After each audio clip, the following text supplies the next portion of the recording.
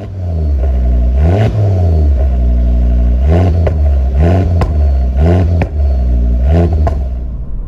guys, and welcome back to Car Focus. Now in today's episode, a car review. You can probably tell from the inside of this car that it is indeed a Mk8 Ford Fiesta ST.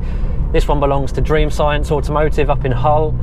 The reason I'm in this car is because I've taken my Mark II RS there to have a service done, so they're going to be doing the cam belt and water pump, just doing a health check on the car, and also adjusting the exhaust for me because it's, as you probably know from the previous videos, it's been knocking around the cat area.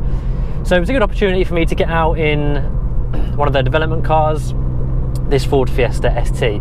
I thought it'd be good to show you guys what it's all about, talk about modifications that the car's running and how it feels to drive really.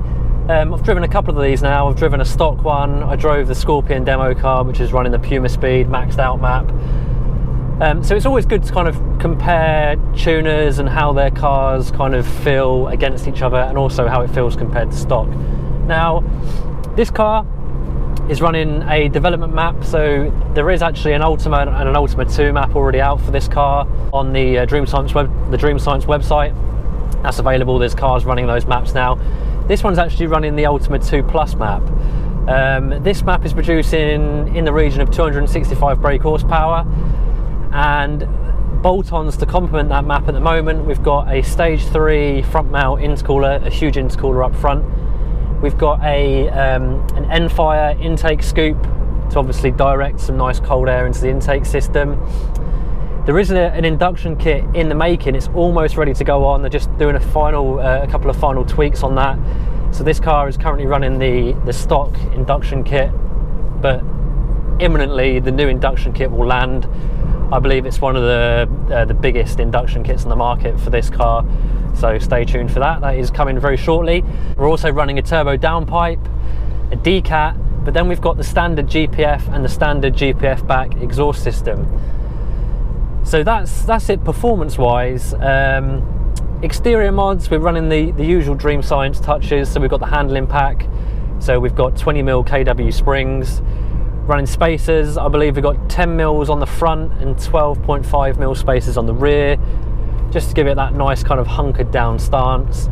And then exterior wise, we're also got a few decals from Dreamscience just to kind of show where the car comes from basically. So yeah, I thought I'd take a trip to the seaside. We're not too far from the coast here. I've punched in a nice little seaside town. Well, I think it's a nice little seaside town, but the route looks quite nice through some back roads. I've driven this car for about 20 minutes now.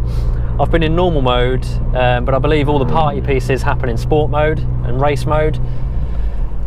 And that's where also this 2 Plus map comes into its own, because when you go into race mode, you get an overrun feature, which obviously you can turn off by going into normal mode. The cylinder deactivation system on this car, so where it goes from 3 cylinders to 2 cylinders, is deactivated because it can make the car sound quite rough when you're kind of going at slow speeds, and allegedly it can actually use more fuel with the constant deactivation and activation of the cylinders. So that's deactivated. You've also got launch control, which is a constant feature. So obviously if you pull up at some traffic lights or just come to a standstill, launch control is always active. So rather than fiddling around going through the menus, you've always got launch control there, which is a nice feature. Obviously standard features when you go into race mode, you get your increased throttle mapping, just to make it more responsive. Now typically the rain, it seems to always land on me when I arrive here to review their cars. When I reviewed the Focus ST last time, it tipped it down with rain. And the road's kind of greasy at the minute, so it's not too bad, but it has been raining and it is far from ideal. So we've obviously got quite a lot of horsepower at the front wheels, but we'll have to see how it goes. So before we put it into race mode and kind of open up the tap, so to speak, these springs, the ride is quite firm, but it's not overbearing, it's not horrendous. To be fair, it doesn't really feel much different to the standard ride in the Fiesta ST. They are quite firm anyway. Don't know what it's like into the corners yet, but hopefully we will find out soon. But anyway, enough blabbering. I think what we need to do is we need to put it straight into racetrack mode. You can feel the car surge forward with the throttle mapping.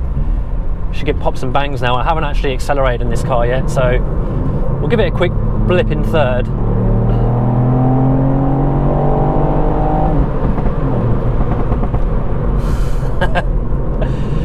Yeah, so it picks up well. It's got a nice chunk of low down torque. We're at 3,500 revs there, and it does pick up nicely. Quite a linear power delivery, up to about 6,000 revs. And then when you come off the accelerator, you get that nice sort of manufactured overrun set of pops and bangs. They last for about a second and a half, I believe. Like, you can get some overrun maps which just go on and on and on, and it's a bit cringe. But I do like the fact that you can turn these off. I think that's a nice feature. So if you just want to have a hoon around without the drama out the back, you can turn it off. Now, before we do get out and really open this car up, the exhaust. Now, obviously I mentioned that it's just got the downpipe and the decat. I'd be happy with that, you know. I'd be happy with the volume that you got from the rear. I don't think it needs to be any louder. It's not droning at the minute, but it sounds really nice and raspy. Oh, bloody hell. Jesus, man. Yeah, we're fighting for traction.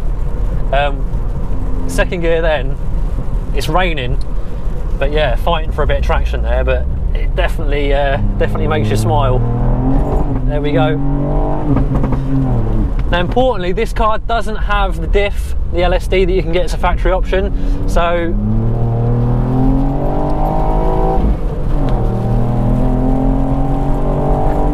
God, I tell you what, guys, this thing is quick. Jesus. Fourth gear as well. It's instant power. From 4,000 revs in fourth gear, if I just slow it down a bit to 3,000 and pin it, for such a small engine with 3 cylinders, the torque delivery on this thing is oh Jesus. This road's mega. Don't know if you saw that, there was the crest. We just took off, so we're going to second gear. I think you do need to go for the car with the diff though, because oh, we're spinning up in third gear, man. We need a dry day though. We need a dry day in this car. Yeah. So the overrun map, it's not really my thing, to be perfectly honest, but it does sound pretty cool. I can see it appealing to a lot of people. It'd be nice if it was kind of active after a certain speed, so when you're sort of, or a certain, I don't know, a certain RPM, because if you're just kind of cruising around and you're getting the pops and bangs, it's not really relative to the amount of sort of acceleration you're putting into the car. So if you're just accelerating up to 3,000 and you're getting pops and bangs, it can be a little bit OTT. But when you're pushing on, it does sound nice.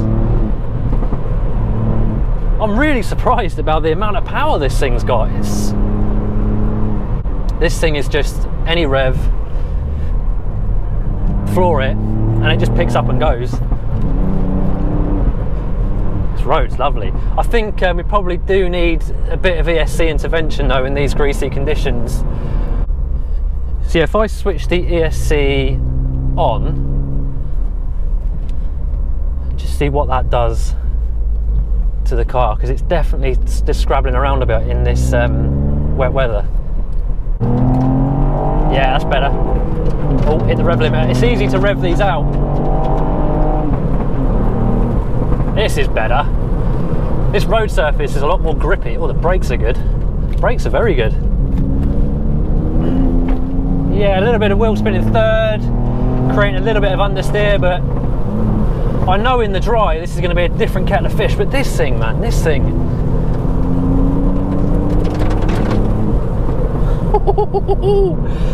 I'm just amazed by the torque. I know I've mentioned it already, but so torquey.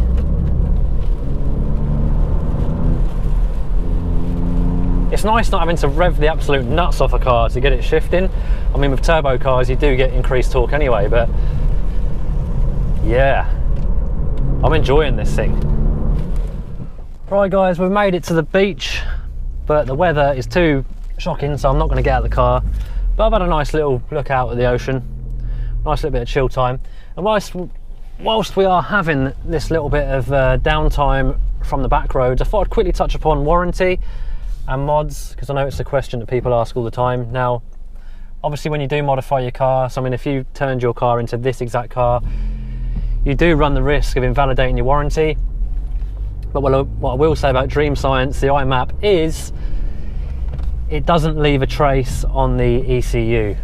So if you basically return the car to stock, it leaves no trace. So I mean, I'm not saying to take your car in for warranty work after having it mapped and taking the map off. I'm not saying that, but what I'm saying is it doesn't leave a trace. By all means, give Dreamscience a call and get this confirmed. But I know with their Focus ST, the Focus RS, it hasn't left the trace. So yeah, so I'll leave it with you basically. Obviously styling mods and stuff like that, it only normally invalidates items that those modifications affect. So if you have springs, obviously your suspension isn't covered under warranty, that kind of thing. If you have a set of springs and your engine blows up, 9 times out of 10 you can claim for that under warranty. Right guys, just had some fish and chips, bit of grub.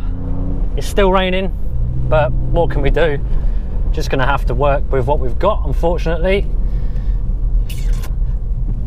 But I have found a nice road with some nice twists and turns, and we're gonna have a bit of fun before we take this car back to Dreamscience.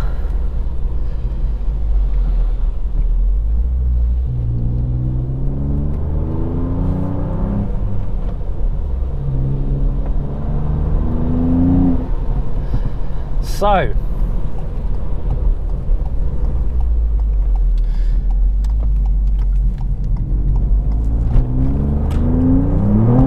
ooh, don't plant your foot straight down on the throttle.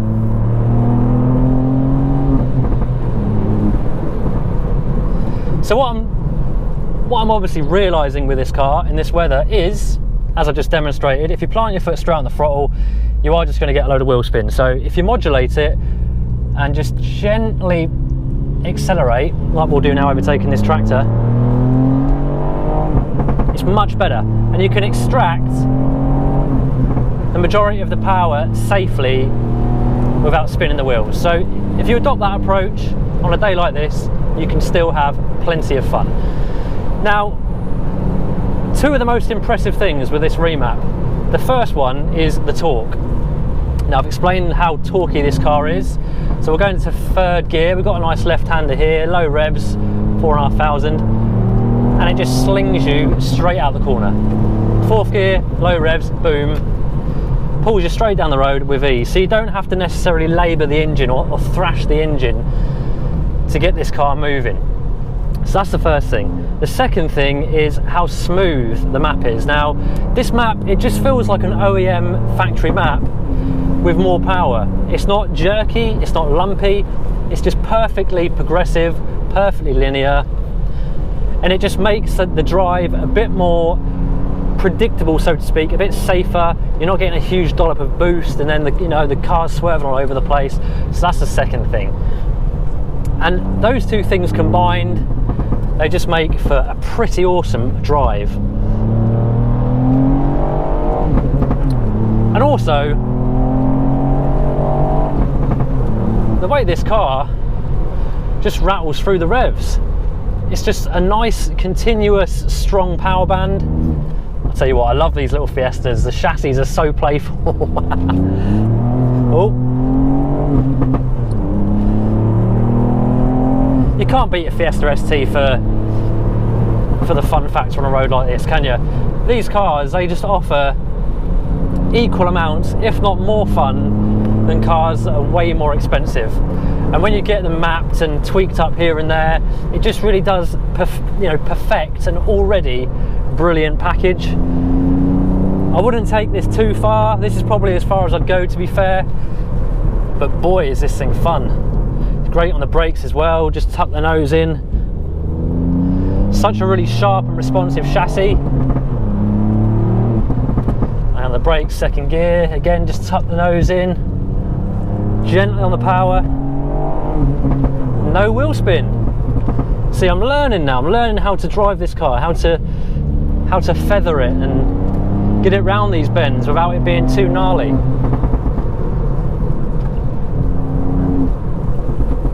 going to stay in third this time, so we're 2,500 revs, straight on the power band. Very impressive. Very impressive. You know what, guys, I think I'm going to spin around. I think we need to do that again, because why not? So here we go. Start off with a nice sharp left-hander. Just be gentle with the throttle, using the torque.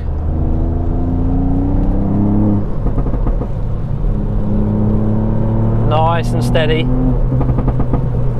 That's it. This road is lovely. Going to keep it in third.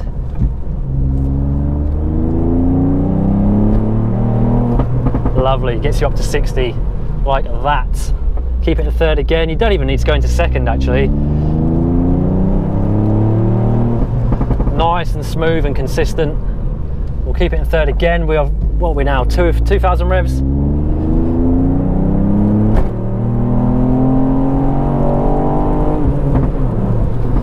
Yeah, third gear is the one. You can do a lot in third in this.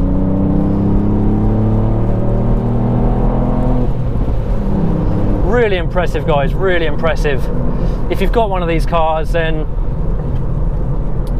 I'd recommend, well, it's all on it's personal preference, but if you want a faster car, if you want it to be a bit more fun, a bit more capable, then surely it's a no-brainer, isn't it?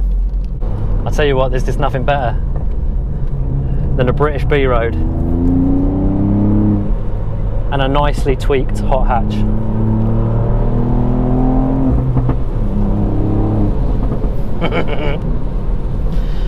Oh, anyway, guys, I think I've been blabbering on enough now. I should probably wrap the video up here, but I hope you've enjoyed it. I hope you've kind of got a bit of an experience for this car, what it's like. I'm honestly very impressed with this package. Not very impressed with the white van that was on my side of the road, didn't really just drove into me, but yeah, very impressed with this package. It's fast, it's torquey, it's smooth. With the downpipe and the decat and the standard GPF back system, it's loud enough, it's not too loud, and it looks fantastic from the outside as well.